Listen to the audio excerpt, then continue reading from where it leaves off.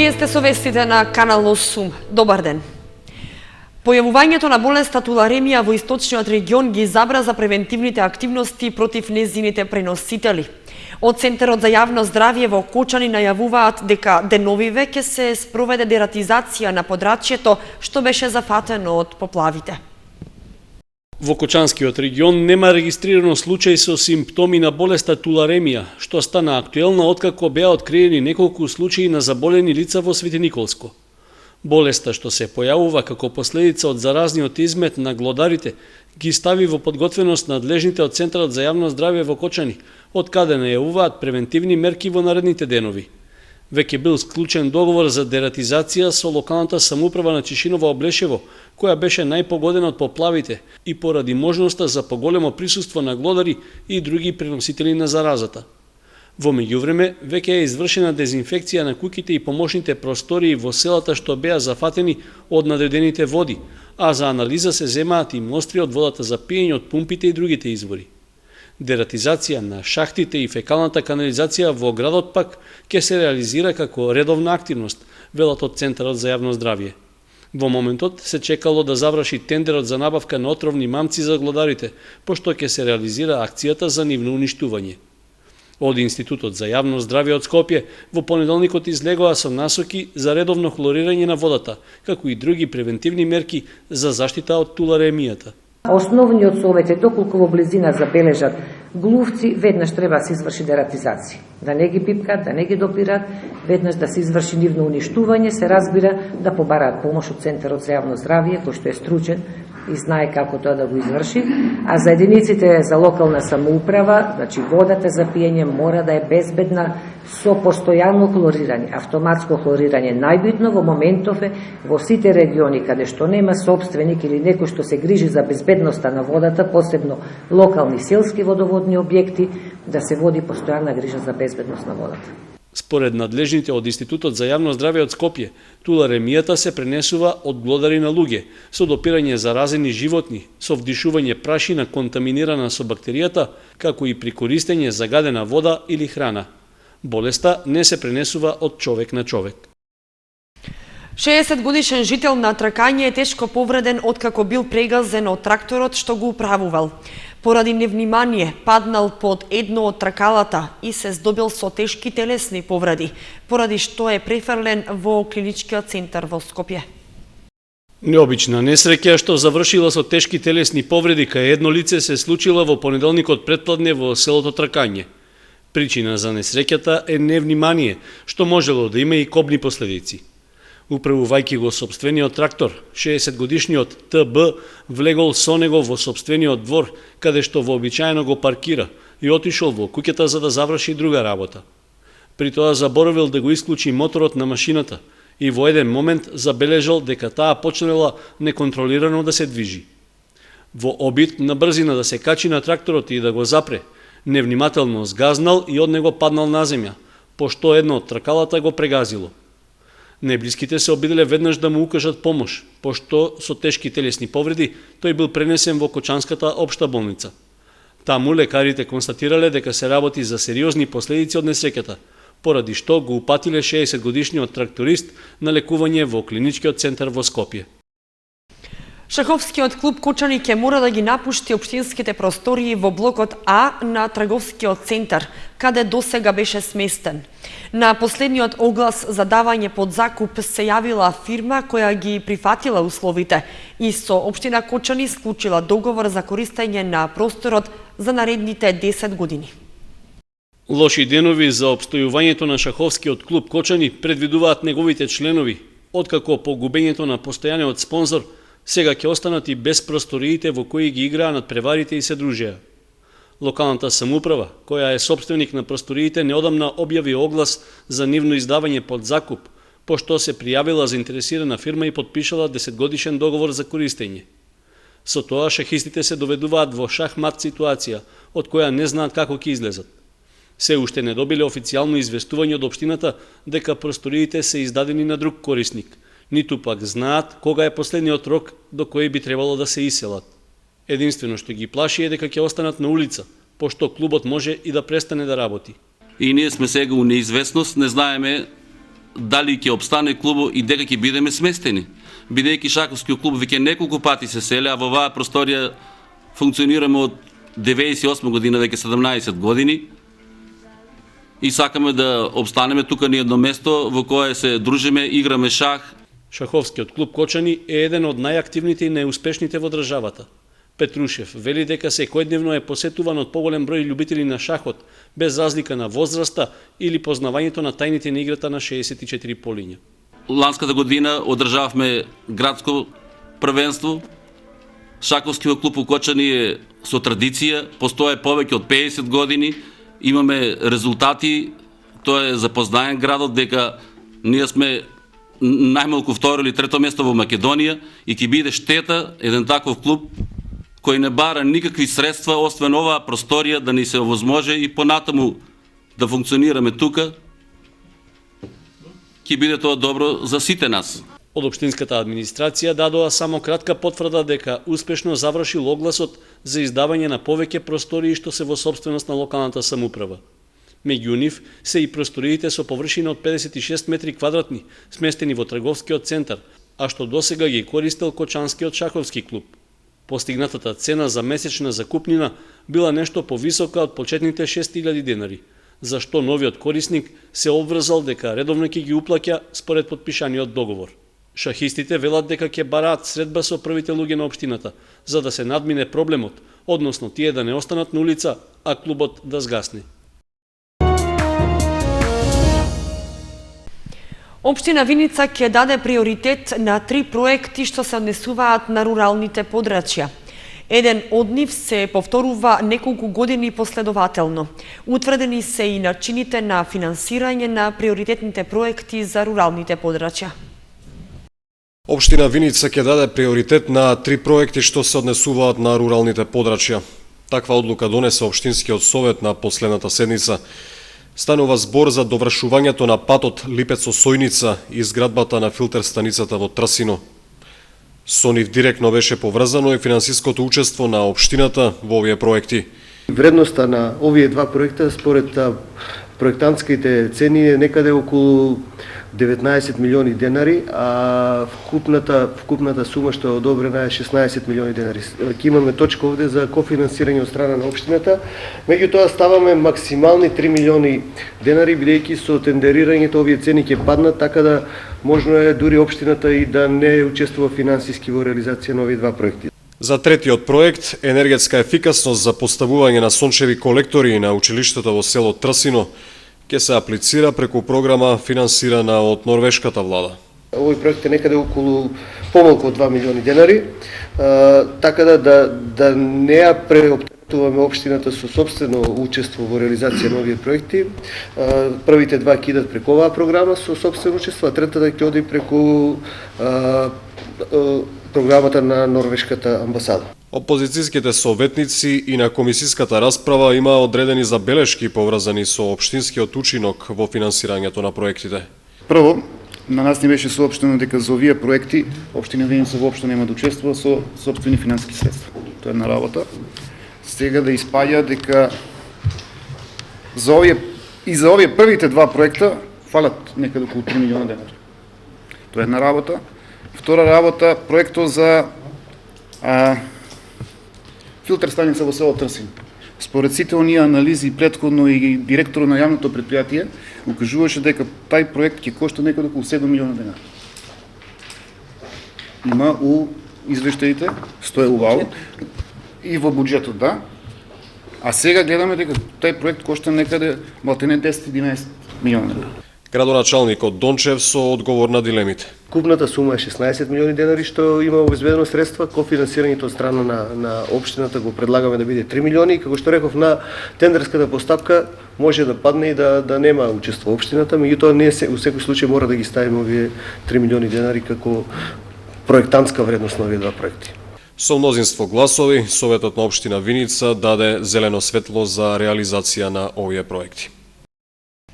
Основното училиште Раде Кратовче со своји презентации ќе учествува на меѓународна конференција во Букурешт и е единствено училиште од Македонија кое што учествува во проектот Дај светло на твојата планета со добро дело. Како носител на зелено знаме, Основното училиште Раде Кратовче веќе 4 години поред се вклучува во голем број еколошки акции. Годинава учествува во уште една активност, која што е во соработка со ОХО. Станува збор за проект преку кој што училиштето ќе се представи надвор од границите на државата, ќе ја представи македонската традиција и култура. Како училиште кое што по 4-ти пат го зима зеленото знаме, ОХО Сдруженијето одлучи оваа година да го одреди нашето училиште да учествува на една меѓународна конференција која ќе се одржи во Букурешт. Тоа е од 9 до 12 јули, каде што ќе се презентираат сите активности.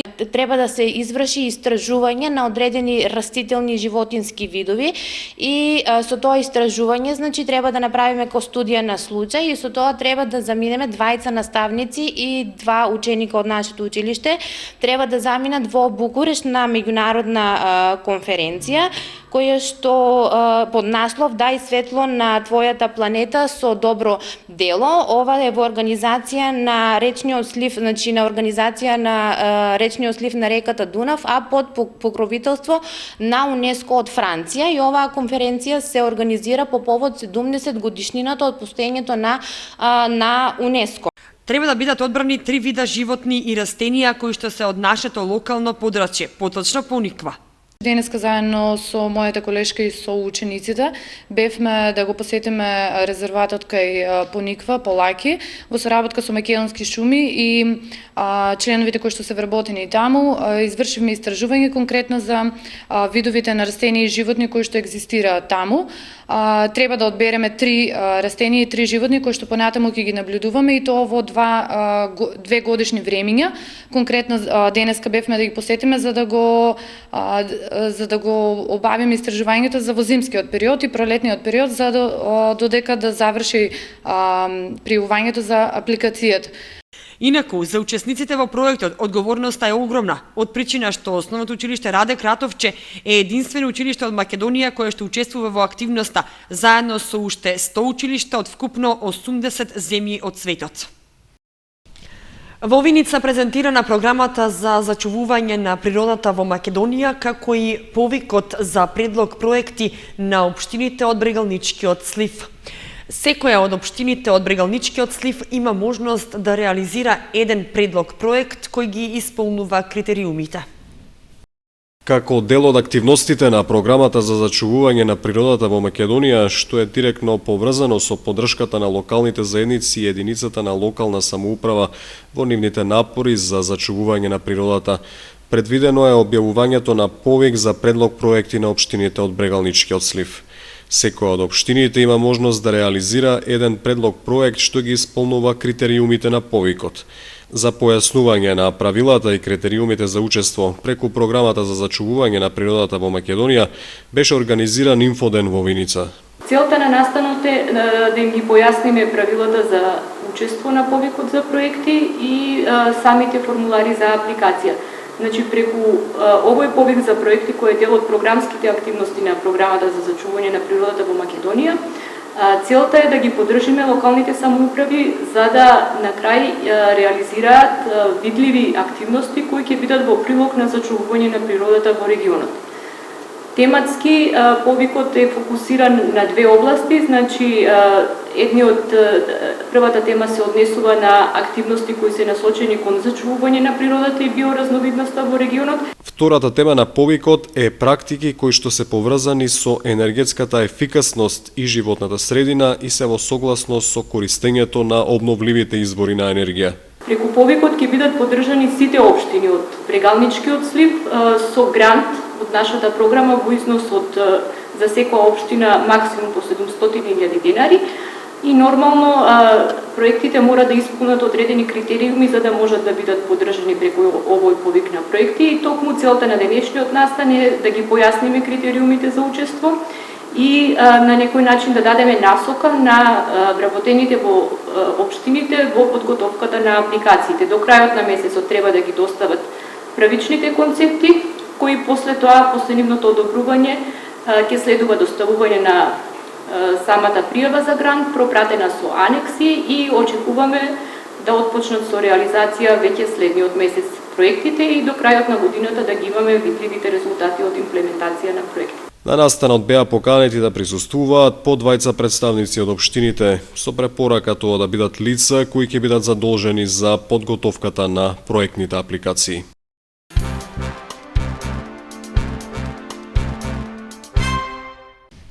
Прием за крводарителите од Кочани по повод одбележувањето на Денот на крводарителството организираше градоначалникот Димитровски. На средбата стана збор за досегашните активности и постигања на планот на крводарување, како и за плановите за учество на акциите во текот на оваа година.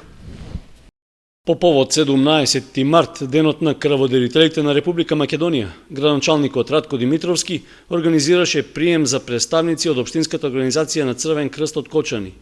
На средбата, на која не беа поканети медиумите, градоначалникот се запознал со активностите и плановите на кочанските крводарители за тековната година. Лани се реализирани 87% од планот за крводарување, а за годинава се планирани 21 крводарителска акција во Кочани, Чешиново, Блешево и Зрновци, истакнал на средбата председателот на Комисијата за крводарување во Црвениот крст Кочани, Дејанчо Арсов. Меѓу крводарителите што се сретнале со Димитровски биле и 48 годишниот кочанец Ацо Ангелов, кој неодамна дарувал крв по 100 пат, како и 18-годишниот Иле Гаврилов, најмладиот крводарител во Кочани. Според податоците на Општинската организација на Црвениот крст, во Кочани има 7 кои дарувале крв повеќе од 50 пати. На средбата, градоначалникот Димитровски иницирал во пресрет на Меѓународниот ден на крводарувањето 12 јуни да се реализира крводарителска акција со вработените во општинската администрација и јавните општински установи. Работници на комуналното јавно предпријатие Водовод ја расчистуваат и уредуваат околината на споменикот на Никола Карев кај селото Тракање. Спомен обележјето што подолг период беше запуштено, треба да биде освежено пред одбележувањето на годишнината од загинувањето на председателот на Крушевската република. Механизација и работници на комуналното јавно предпријатие Водовод се ангажирани за расчистување и облагородување на околината на споменикот на Никола Карев кај селото Тракање. Во текот на денот, тие ја косеа тревата и ги чистеа пристапните патеки што се затрупани со земја и други отпадоци. На тревните површини веќе се засадени 20 на нови стебла на чемпрес и врба. Исто така се отстрануваат наносите и отпадоците од каналот што поминува низ просторот, а во кој наскоро треба да потече вода. Минатата година беше поправена и нов кров доби на стрешницата што е дел од околината на споменобележјето. Според одговорните, се планира целиот простор да добие поубав изглед до 27 април, а по повод одбележувањето на 110 годишнината од загинувањето на председателот на Крушевската република. Во изминатите години, освен запуштеноста и уништувањето на придружните содржини на просторот, карактеристично беше и оштетувањето на самиот споменик што се уште е видливо. Откорнати се бронзените релјефи со ликот на Карев, а се забележуваат испишани графити, како и врежување надписи со лични имиња и непристојна содржина. На споменикот недостасуваат парчиња од мермерот од кој е направен монументот, а искршени се и околните клупи.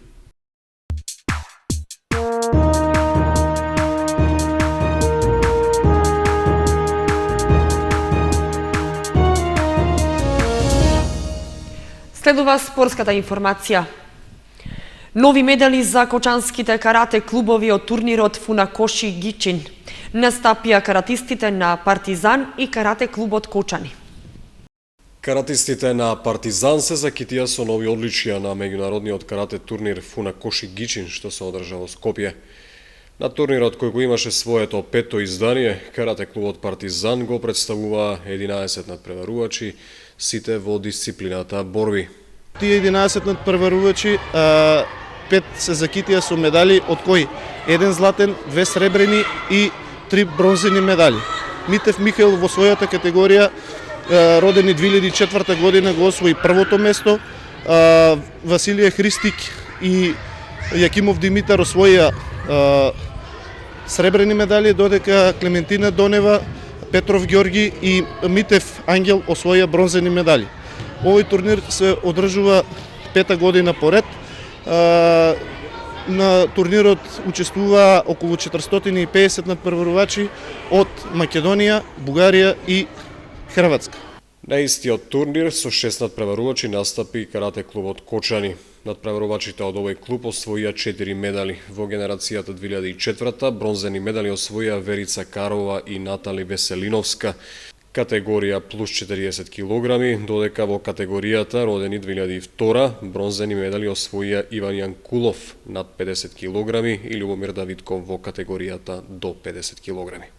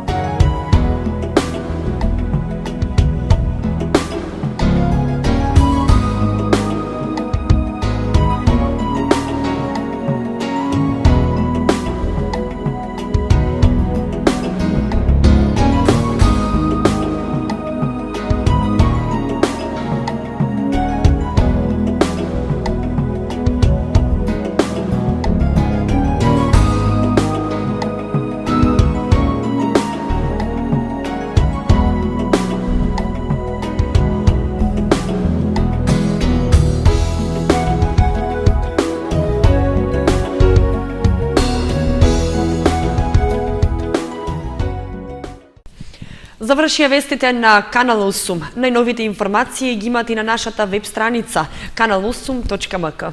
Довидување.